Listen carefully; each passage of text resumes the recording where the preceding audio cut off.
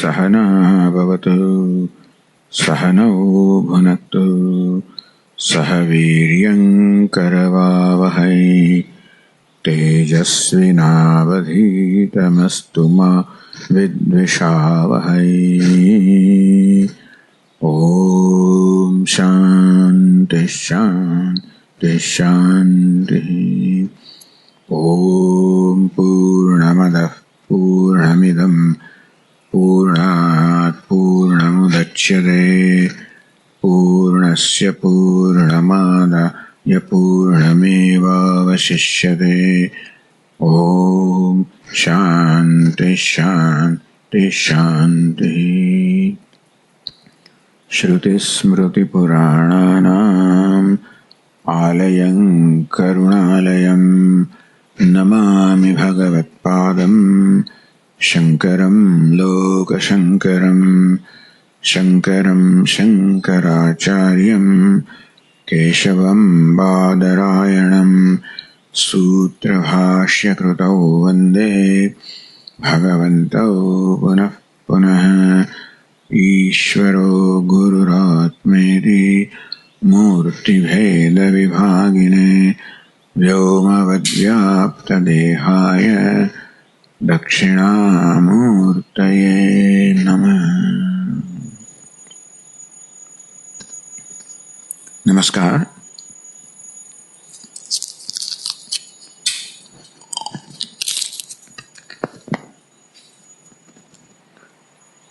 In this Independence Day weekend retreat,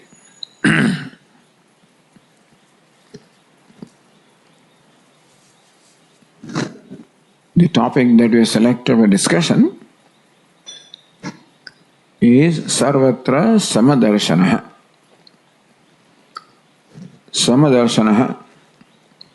Samam darshanam yasya saha sama-darśhanaḥ. One who has the vision of sameness. Sarvatra, everywhere, meaning at all times, at all places, under all circumstances, and for everything sentient or insentient. Sarvatra sama-darśhanaḥ, the one who enjoys the darshanam, the vision of samatvam, sameness, equality. One who sees sameness or equality everywhere.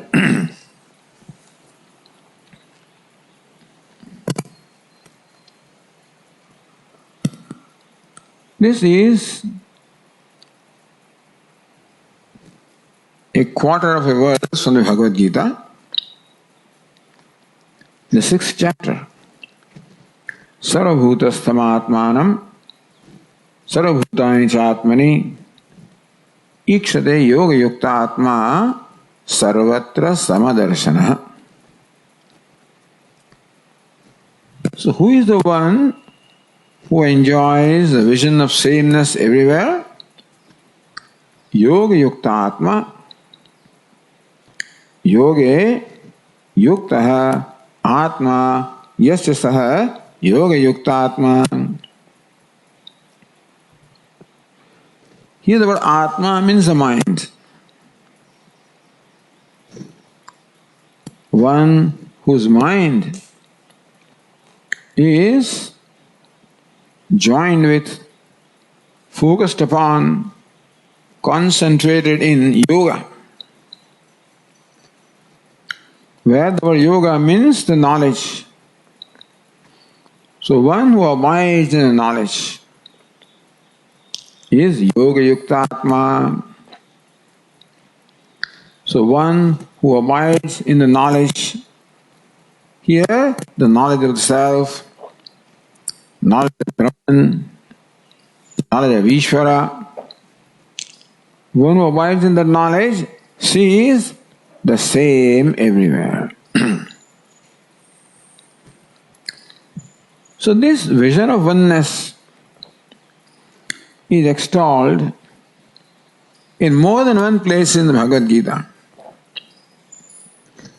Lord Krishna seems to give importance to or prescribes, in fact, this sama-darśhanaḥ, samatvam. The sameness is what Lord Krishna prescribed everywhere. Siddhya siddhyoho samo-bhūtva samatvam yoga-yuktāte. In fact, when the Lord gave the definition of yoga, siddhya siddhyoho samo-bhūtva,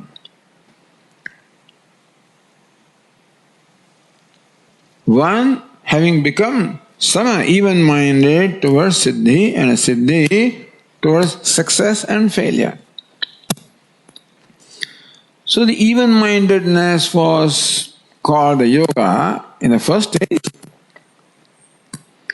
and the vision, so even-mindedness,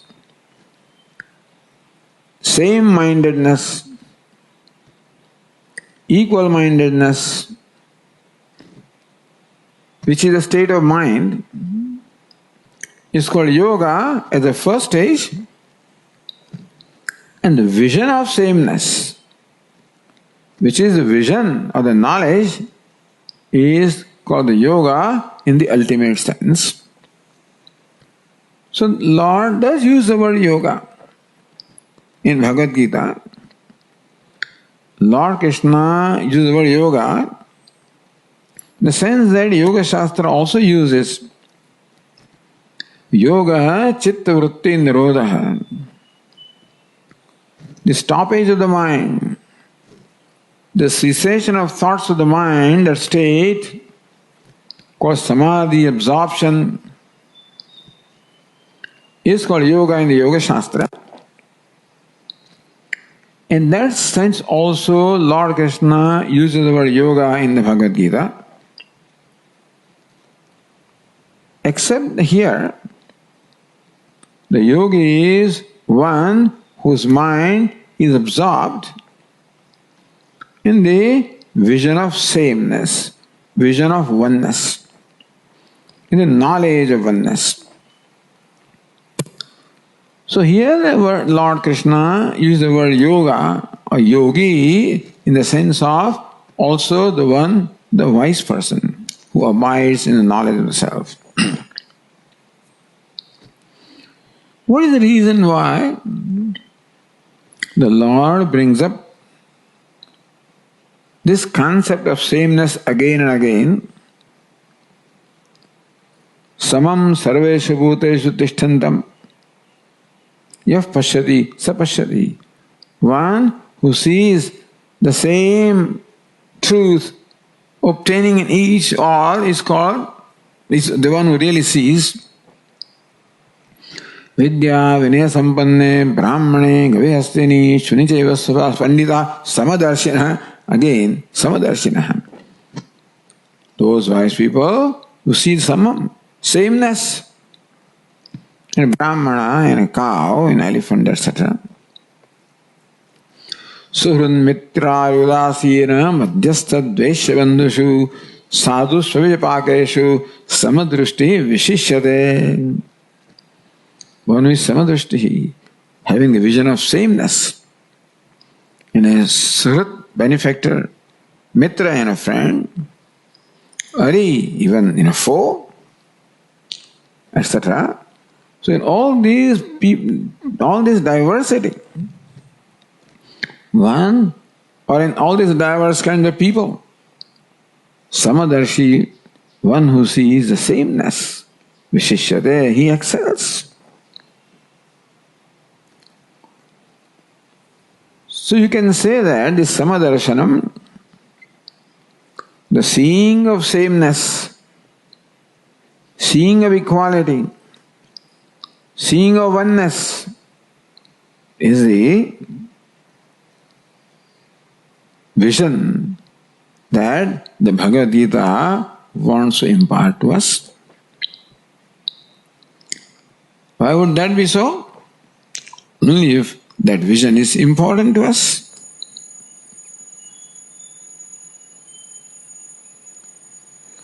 For understanding the importance of vision of sameness, we should understand what the vision of inequality. The inequality, disparity that we usually see. What does that vision do to us? In reference to which the value, the importance, or the benefit of seeing the same would be understood. Now, seeing vishamata, samata, sameness, vishamata, non-sameness, diversity, disparity, inequality. This inequality, disparity, inequality, duality, division, seeing this duality, inequality, disparity, non-sameness, that's the vision with which we are born. We are born with this vision, meaning this conclusion in our mind that things are different from each other. That the world is different, I am different. That's the first conclusion. I am different and you are different. Second conclusion. A pot is different and a cloth is different. A third conclusion. The Jagat universe is different. The Creator, Ishvara, is different. Another conclusion. I am different. Ishvara is different. Another conclusion. So thus this conclusion you can call. The words of Pujya Swamiji, conclusion. Opinion is what we have. Not the knowledge, but the conclusion, the opinion that we have. That everywhere there is duality, inequality, separatedness, division, mutual exclusion. This is the kind of conclusion that we are born with. Nobody has to make an effort for that. That's the, as in words of Pujya Swamiji, ignorance is what we are born with. It is ignorance of sameness that creates the conclusion of non-sameness. But you may say, Swami, there is equality. Everything is different from everything else. No two things are identical in this universe. Even two thumbprints are not identical, even though at first sight they may look alike, but they are not. Two look-alike things are not identical. Even the so-called identical twins are not identical. Of course, in these days of mass manufacturing, every piece that is manufactured looks identical to every other piece. But still, if you look extremely closely, then there are some minute microscopic differences in everything. Two things made at different times cannot be identical. Don't have to be. But they are not. Even though usually this difference is obtaining in one thing with the other, that generally does not bother us, it doesn't affect our life. Meaning that we are generally comfortable with the differences existing between a table and a chair, between the pot and the cloth, generally comfortable. And that conclusion does not seem to affect us much, affect our comfort, affect our happiness, affect our security, Doesn't seem to. But the inequality that affects us is that you are different and I am different. The world is different, I am different. This is a kind of inequality. That is what causes problems. Now the thing is, the inequality is the name of the game because that means creation. Creation means one becoming many. That's how the Upanishad explains. So kamayata bahusyam sadeva soumya idamagrasit ekameva dvitiyam. Upanishad says, idam, this universe of diverse names and forms, of inequality, diversity, disparity, agree, before its creation was Sat existent, Sat Chit Ananda, Satyam Jnanam Anandam Brahma, Ekameva Dvitiyam, one without a second. Which means that before the creation all there was one, without a second. Meaning that it is not one among many, it is one without many. Kevalam, only one, absolutely one. Totally devoid of all divisions. Ekam eva advitiyam. Ekam, one, eva, only, advitiyam, non-dual. Meaning that there is no difference or duality or divisions which we normally experience in our day-to-day lives. These divisions are classified as sajatiya, vijatiya, svagata, bheda. Bheda means division. Mutual exclusion. In Sanskrit, anyonya abhava means mutual exclusion. What one is, the other one is not. What other one is, this one is not.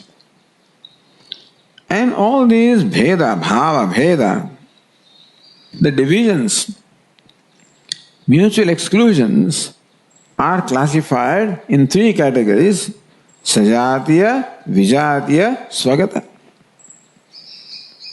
Sajatiya, the bheda, the duality, divisions existing in sajati, in the objects or entities of the same class.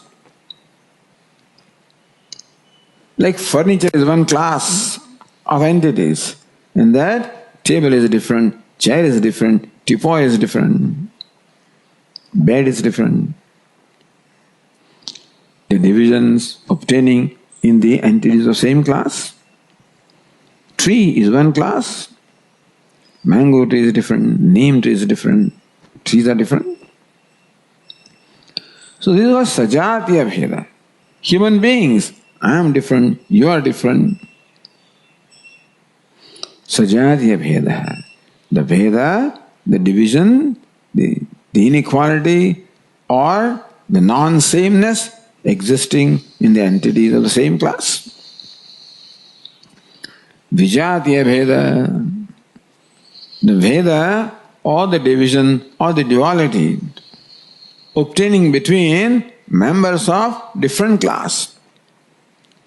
Like that, obtaining between a tree and a rock, different class. Between sentient and insentient, between wood and stone. Vijatiya bheda. And third is called svagata bheda. The internal difference is obtaining a same one entity. Like I am one entity, but hands are different, legs are different, head is different, Stomach is different. Neck is different. So thus, the divisions, svagata, swasmin gataha, the division obtaining within oneself. So all these kind of divisions are recognized, and therefore our experience at the sense level only reveals these differences. And it is understandable that we take as real what we see. We see all these divisions, inequalities, dissimilarities. That's what we experience, and that's what we think is reality. Other way of explaining is the multiplicity. So continuing that story, Sadeva Swamme idam agra asit ekameva dvitiyam. This universe which right now we see as possessing all these various divisions, duality, inequality, dissimilarities, agre, before its creation, Sadeva asit was just Sat, existence. And Sat means Chit also. Chit also means Ananda. All this universe before its creation was Sat Chit Ananda. Yes, Swamiji, but there was something else and nothing else. All there was one Sat Chit Ananda, one non-dual. Nothing else was there. Then the Upanishad proceeds to explain that how to explain all this diversity that we see. So Upanishad has to explain our life. And thereby it tells us a story. Tad īkṣhate bahusyam prajaya iti. That's Sat, that Devata, the self-shining Sat existence, Satchidananda Paramatma. Īkṣhate, it saw, it deliberated. Bahusyam, may I become many? Prajaya, may I be born? You can ask, why do you think, why Swami did this Bhagavan think like this? I don't know. And that's why we say it's a story. I should not say that. This is Upanishad, so it's a pramāṇam. Pramāṇam means valid means of knowledge, means what it says is all true. But still, some part of it can be called story to explain the true thing actually. Upanishad wants to reveal the one among the many, the non-dual among the duality. Therefore it tells us the story of duality. The story of duality is told to help us understand non-duality in spite of duality. Our Pujya Swami used to say, non-duality is not the absence of duality, which it can be. It is non-duality in spite of duality. In spite of duality, diversity, inequality that we experience, that is non-duality. In fact, Vedanta teaches that all there is non-duality. Sarvam khalvedam Brahma. Idam sarvam. All this indeed is Brahman. What is Brahman? Nirdosham hi samam Brahma. Brahma is nirdosham.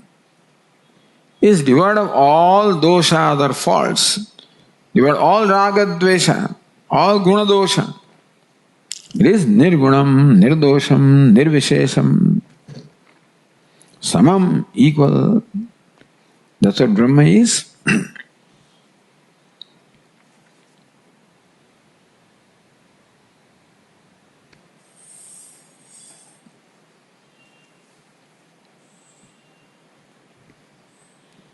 ત્યાં જઈને જુઓ.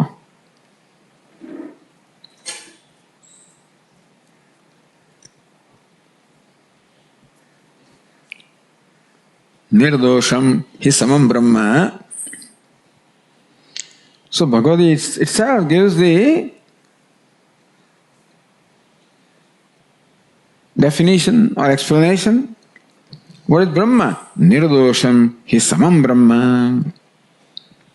Brahma is nirdosham, nirgunam, nirvishesham, nirakaram.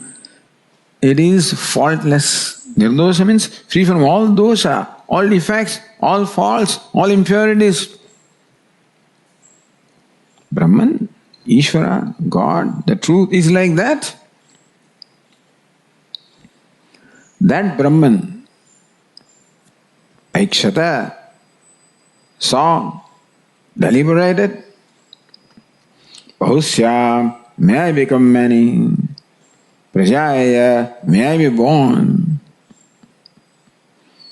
How Brahman, which is non-dual, ever pure, devoid of all attributes, devoid of all divisions. If that is the truth, then how to explain all this duality, to explain that this story is being told? And Brahman said, may I become many, Brahma thought, may I become many, may I be born as this universe.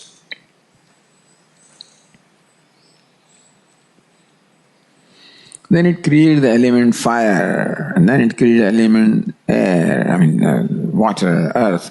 So space, air, fire, water, earth, these elements are created.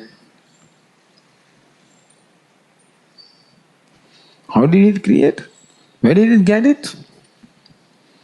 When Brahman is one without a second, ever pure, has no impurity there, no duality is there, no help there, how did he create? That's the question. For creating, you should have some material. A pot maker, for him to create, must have some material such as clay, and hopefully also some help, some tools in terms of the potter's wheel, etc., etc. When he said that Brahman was one without a second, that means there's nothing there. No material there, no tools there, no implements there, no help there, nothing available to create. So how can then creation take place? Well, in fact, I did not intend to touch this topic right now, but anyway, the discussion has come. And you're all students of Vedanta. But if I tell you that right now, then there will be no fun in other discussion, So, tat srishtva, Ishvara created all this diversity. Tadevanu pravishada, he entered the names and forms.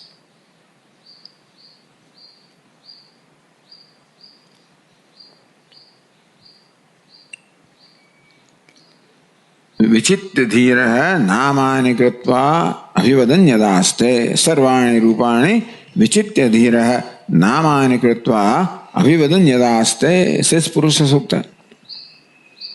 Sarvani rupani vichitya, having created all these forms, namani kritva, assigning name to each of them, abhivadan, then it proclaims, I am so and so, aste. That's what Ishvara did. Meaning that this diversity is all created by Ishvara.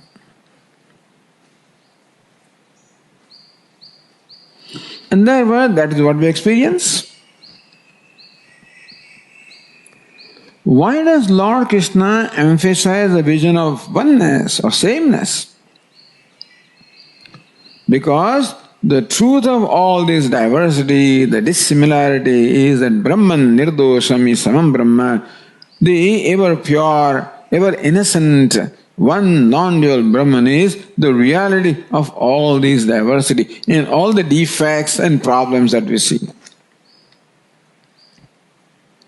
So what we experience in the world, are lots of problems in our life.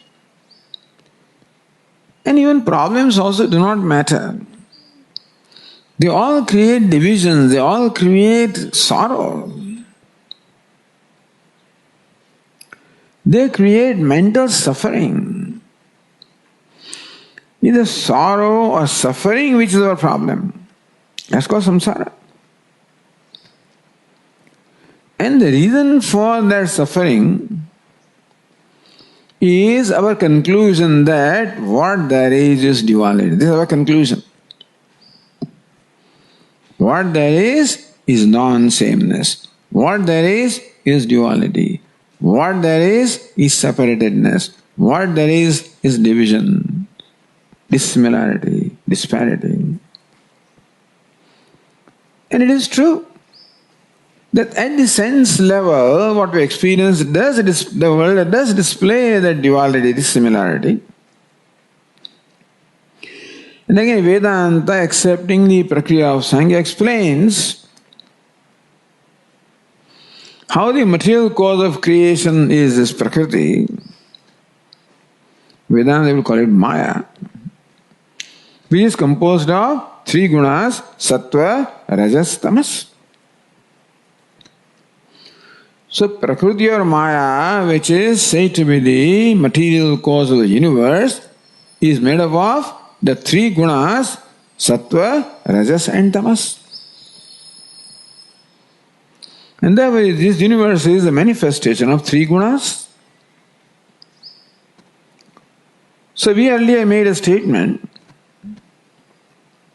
tad īkṣhate, tad teja, asrujata, that Ishvara or Brahman deliberated and created the element fire, or you can say element, 5 elements it created. Akash, Vayu, Agni, Apaha, Prasivi.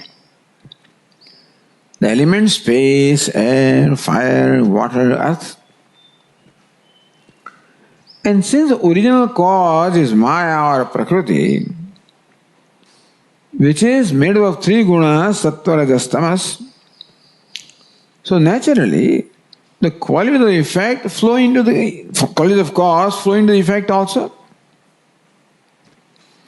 So sattva, rajas, tamas, which are contained in Maya, what Maya is made up of, they naturally flow into the effect which is in these 5 elements.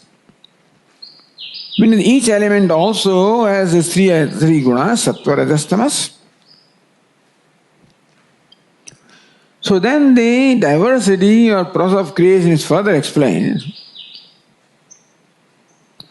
How the element sattva means purity, transparency, light, knowledge.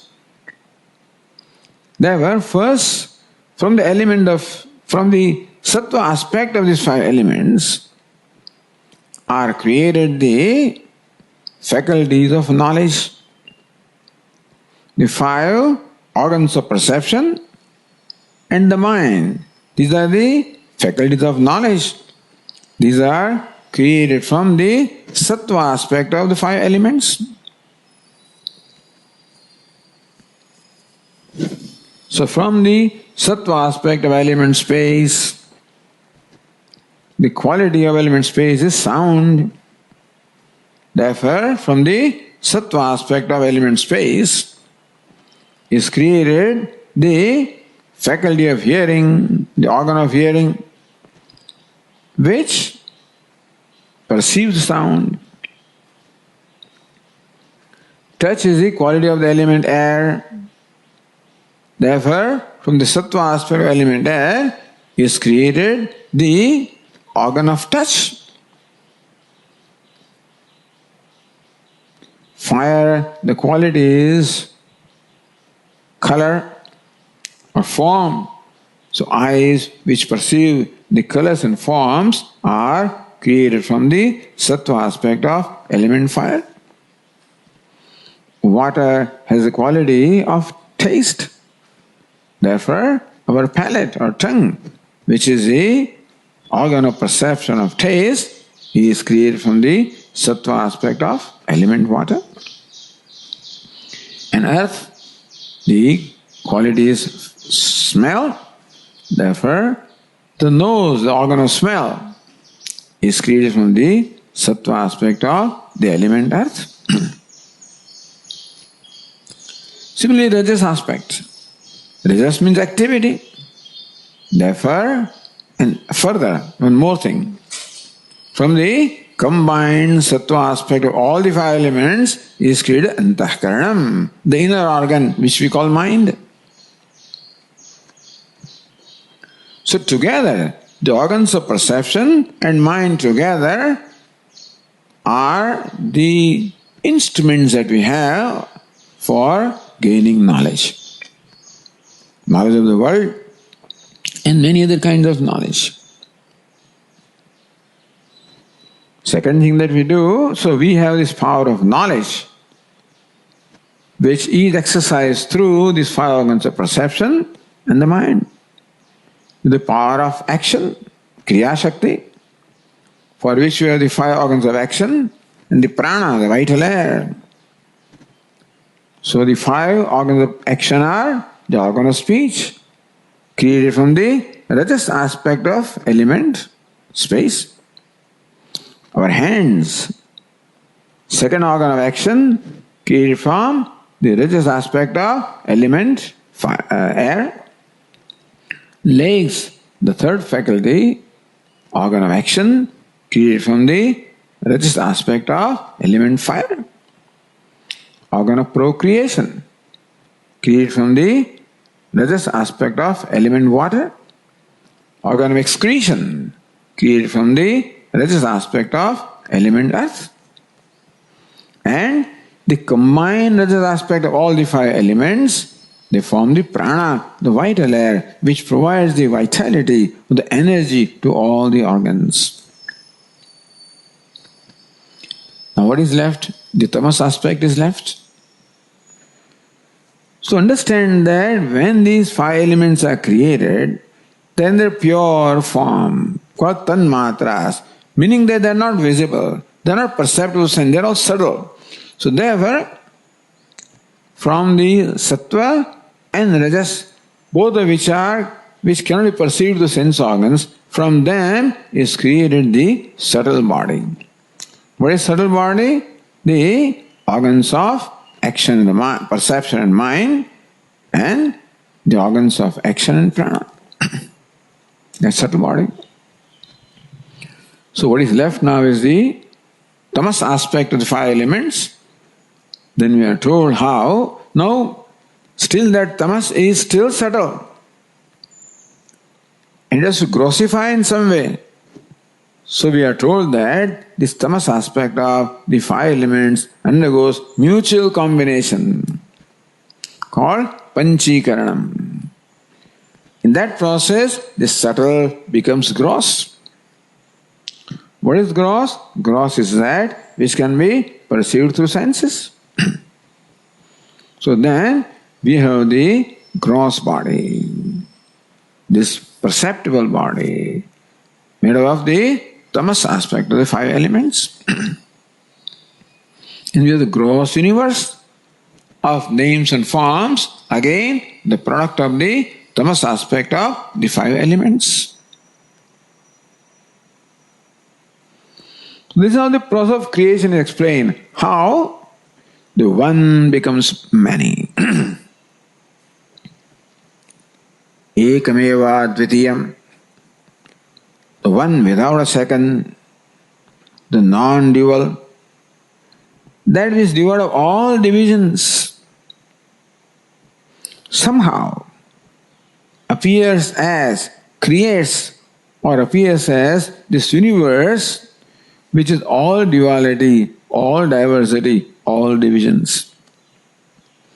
Most amazing. The creation is the effect and Brahman is the cause. The cause does not contain any elements or any attributes of this effect.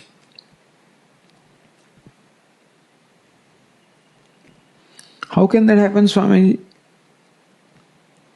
Clay can give rise to a clay pot. You can't make chapati out of clay. A mango seed will give a mango tree, will not give a lemon tree.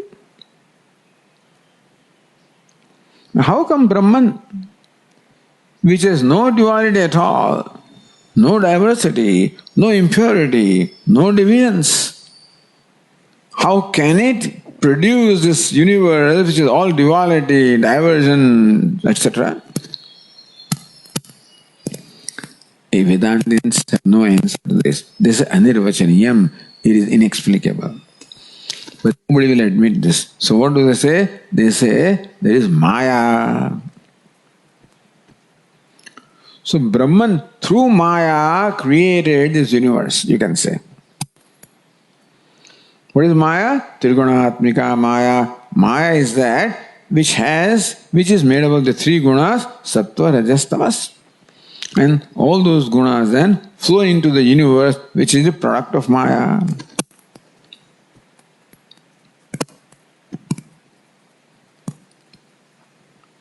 So what we experience is all these divisions.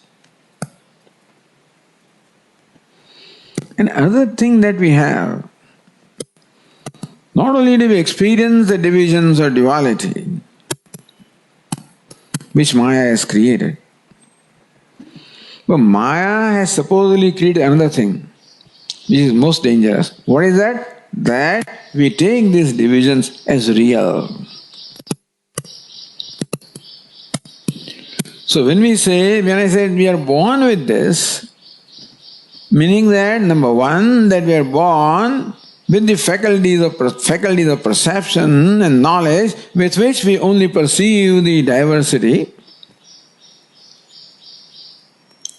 And also, we are born with the conclusion that this diversity is real, this division is real. To perceive the diversity is one thing, and to consider real is another thing. We can perceive the diversity in various ornaments, that each ornament is different, the chain is different, the bangle is different from the earring, no doubt about that. But we also know that the content of each ornament is gold, and therefore, even though the difference exists at some level, it doesn't exist at the core level. That's the reason why, even though we look upon chain as a chain, respect it and wear only in the neck, and the bangle is a bangle, we respect it, wear it in the wrist, and earring is earring and wear it in the ear. So we perceive this diversity, we respect that diversity, but in our mind we know that all of this is gold. So if you want to tell somebody or the government, how much gold do you have? This many grams of gold I have. I don't bother how many bangles I have and how many chains I have. Many grams of gold. So we have that knowledge in many cases where even though the eyes perceive the diversity of names and forms and the usage, chain is one name, one form and one use, earring is one name, one form, another use, bangle is one name, one form, another use. Everything is characterized by nama, rupa and karma, meaning that name and form and usefulness or function. Name, form and function. Chain is one function, bangle is another function, earring is a third function. Everything is characterized by name and form and function. So even when we appreciate that diversity in the ornaments, that diversity does not create any kind of division in our mind because we know the innate oneness existing among them. Sometimes we forget that. And there sometimes we quarrel for the names and forms also. Then no, I don't like this bangle. I want this one. I don't like this earring. I want that one. So I've seen girls quarreling and crying for this because when they're getting ready for a party or something is, reading them. The child says, no, I don't know that. Not this bangle, not that one. So for that one, I guess the name and form also is equally real. For mother they are not, but for the child they are. When the name and form become equal, then there is a big problem. I want this and I don't want that. This is better, this is not good enough, etc., etc. So thus, Maya, which is the cause of the universe, is made of sattva, rajas and tamas, and therefore universe also displays the diversity created by three gunas. That's what we experience. Just sattva means peace, tranquility, knowledge. So we experience the universe also, peace, tranquility, knowledge, many places, many people. Rajas means activity. Lobha, pravrittirarambha, karmanam, shamaspruha, greed, craving, unceasing activities, running from one goal to the other. That's rajas, that's all we see. Aprakasha, apravrittischa, mohameva cha pandava. And dullness, ignorance, lack of initiative, lack of motivation, inactivity, laziness, lethargy, is all tamas. That also we see. Rajas also has cravings, greed. Tamas also has the further distortion of anger and cruelty. So it is true that the universe of names and form that is created from these three gunas, the costume that the universe wears, when we say that Brahman said, may I become many, may I be born, in effect what Brahman created was this universe of diversity of sattva, rajas, tamas, of names and forms and functions, and tashrushtva tadeva-anupravishata, having created that, it entered there. What's the meaning of the word entering? Like an actor enters a costume, you can say. Sometimes when you go to the supermarket, to showrooms, and then, costumes, dresses are all displayed, and they ask you to try. So you go to the trial room and then enter that costume. You can wear and see how it looks like.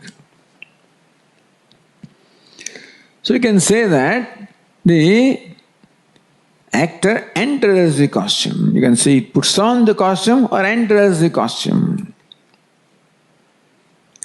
What is meant by entering the costume is, it as though gives up its original identity and acquires a new identity. That's what is entering.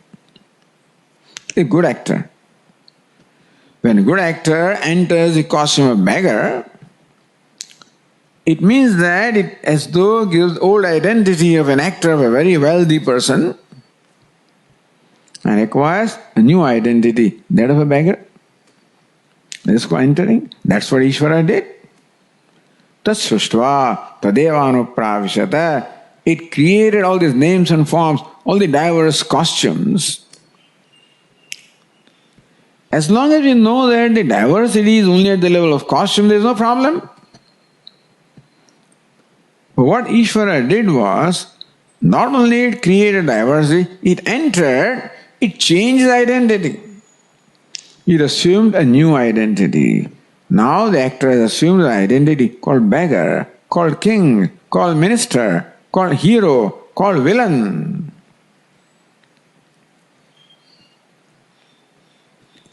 And if you do not realize that behind all this diversity there is oneness, is one actor alone who appears as beggar and king, and minister and villain, and etc. then we'll take them, each one of them as different from each other.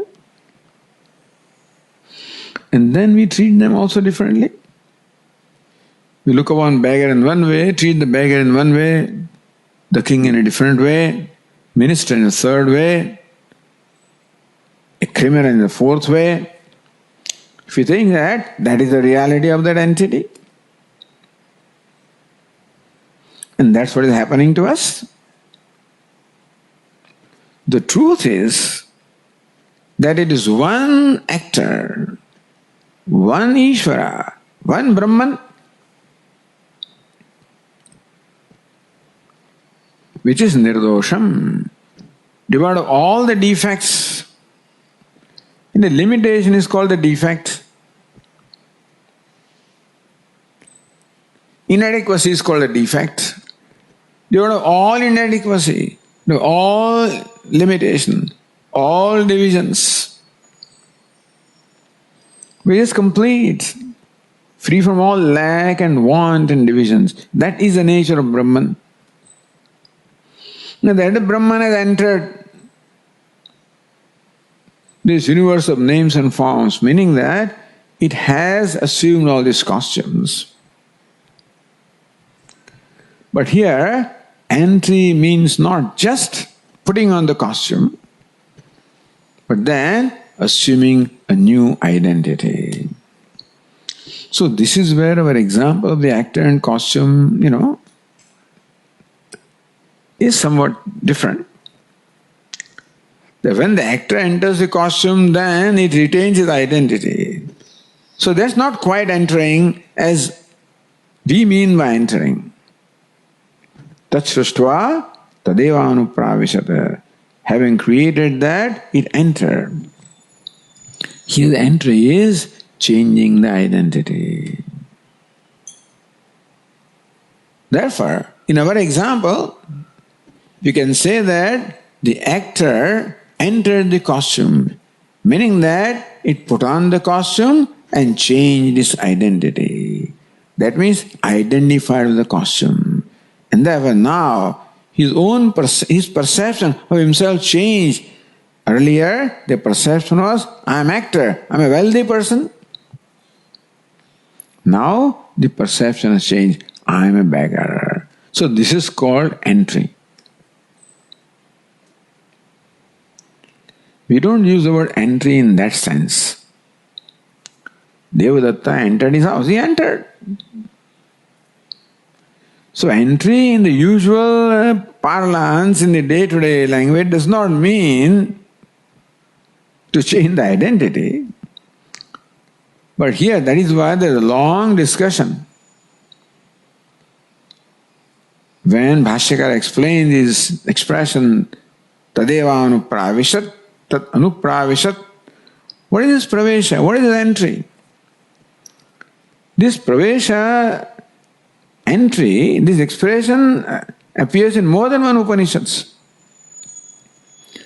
Anena jivena ātmānaṁ, in Chandogya also. Anupravishya nāma-rūpe vyakarvāni iti. So Chandogya also talks about that same thing that I quoted, sadeva somedam agrāsit, comes from Chandogya. Tad īkṣhate, that same Sat or Brahman, īkṣhate, saw, deliberated, bhusyam, may I become, prajaya, may I be born, meaning what? May enter and identify. Anena jivena ātmā anupravishya nāma-rūpe vyakarvāni iti. He says, I will enter as a jiva-atma, meaning I will change my identity. And then diversify these names and forms. So this is what has happened. Why is it so, Swamiji? Maya. When we cannot give a logical explanation. You can say it's a play. That's what sometimes an explanation is, why should Brahman want to say that I want to become many? Why? Just lila, krida, play. But in play, nobody changes identity. In the olden days, kings also used to play, meaning that they would change the roles. They may even act in the actual plays, or they may change their costume to go around the town to watch, what's going on. But then also they did not change the identity. Here, having entered these costumes, Brahman who entered has changed the identity. Meaning that now, just as the actor entering the costume of beggar changes identity and now says, I'm a beggar, meaning doesn't know now that I'm an actor. That's called changing the identity. That no more the knowledge of its true identity than I'm the actor. And now he has the knowledge and conviction that I'm a beggar. So thus his perception of the self has changed completely. His conviction has changed completely. So now how does he act? He doesn't act as Brahman. He acts as the one who has now the new identity.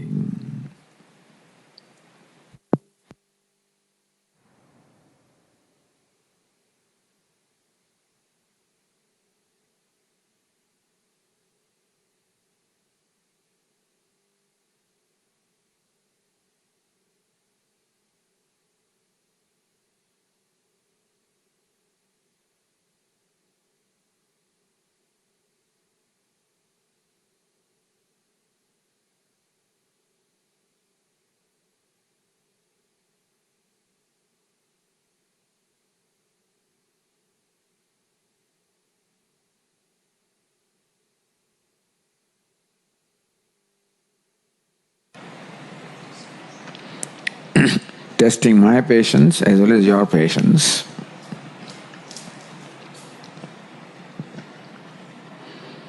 So we're talking about the entry, changing the identity. That's what Bhagavadgītā also explains.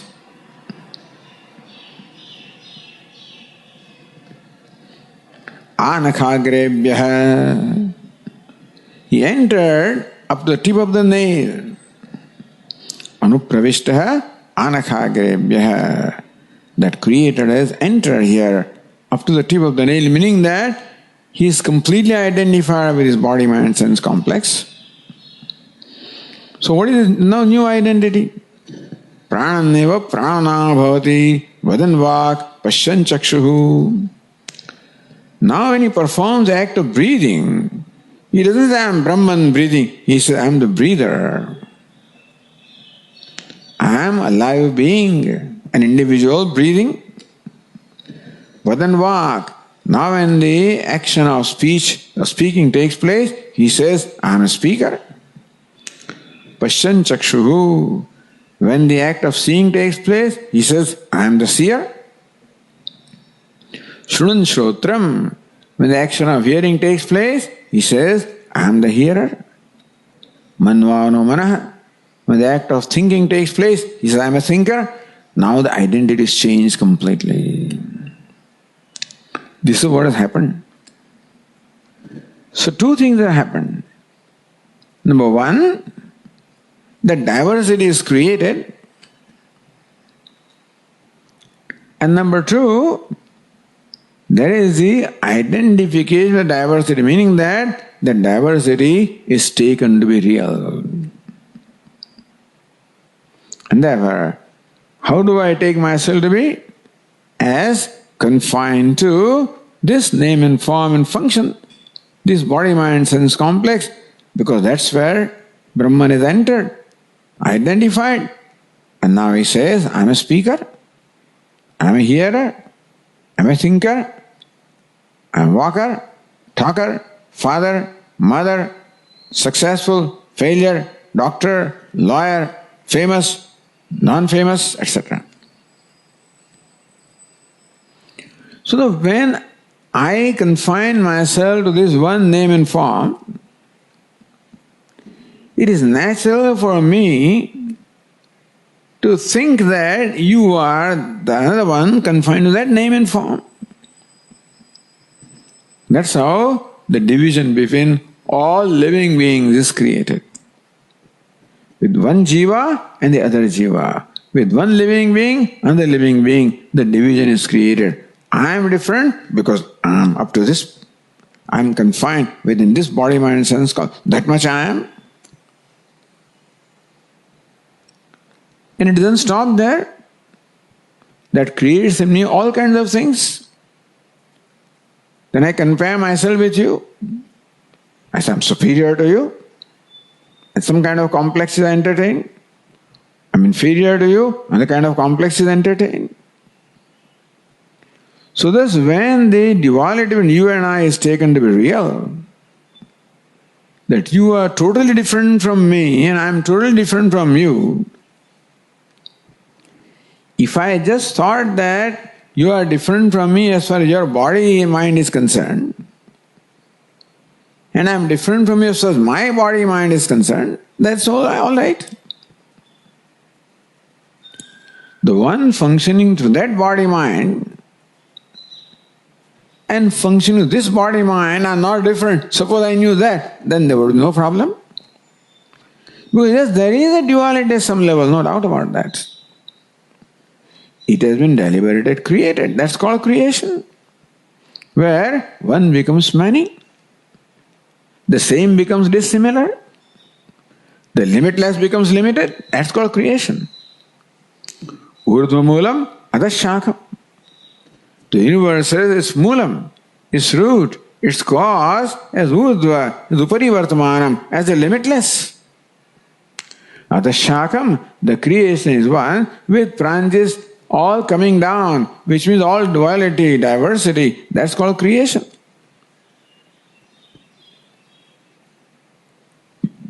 So kāmayata, he himself desired and did this.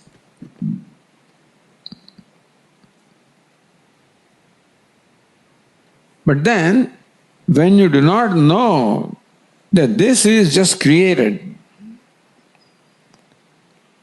for no reason other than just to have it, but no reason. Not even for fun, not even for play, for no reason you can assign. But when you do not know that, then the division that appears to the body-mind sense complex is taken to be division of between you and I, division between one self and the other self. That is where the problem is. The problem is not that one body-mind sense complex is different from the other one. The problem is one self is different from the other self. So problems are all centered upon the self, not centered upon non-self. We would not have any problem if we knew that everything is all at the level of non-self. But then what obtains as a non-self? When it's transferred, the transference takes place. The superimposition takes place. And the conclusion is that you are different and I am different. So this is what we call the non-sameness, inequality or duality, division. This division, this conclusion of division is the cause of all the problems. And that's the reason why the importance or the necessity of the vision of non-duality will continue.